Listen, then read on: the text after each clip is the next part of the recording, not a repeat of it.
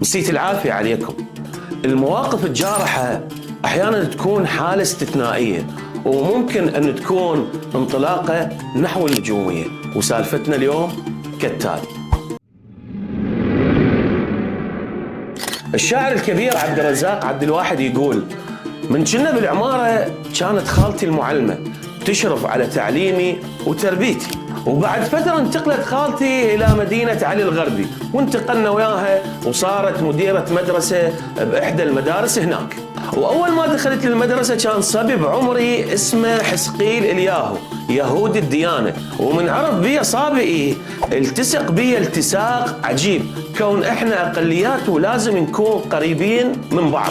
وبعد مرور يومين اندق جرس المدرسة، وكنت بالفعل اريد اتوجه للصف. هنا وقفني حسقيل وقال لي: انت صابئي، ايش عندك داخل الدرس الدين؟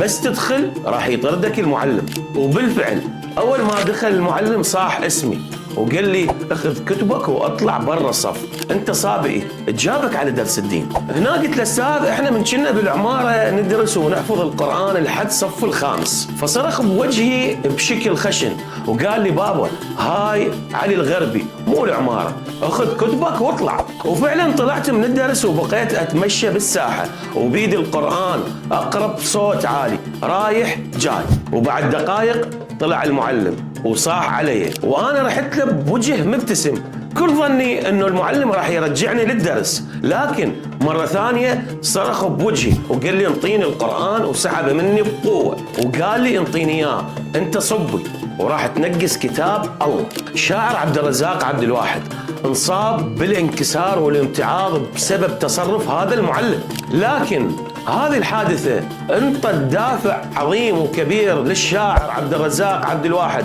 أن يحفظ القرآن من الجلاد للجلاد. على الرغم من كمية الألم، لكنها صارت نقطة تحول بحياة شاعرنا. في امان الله.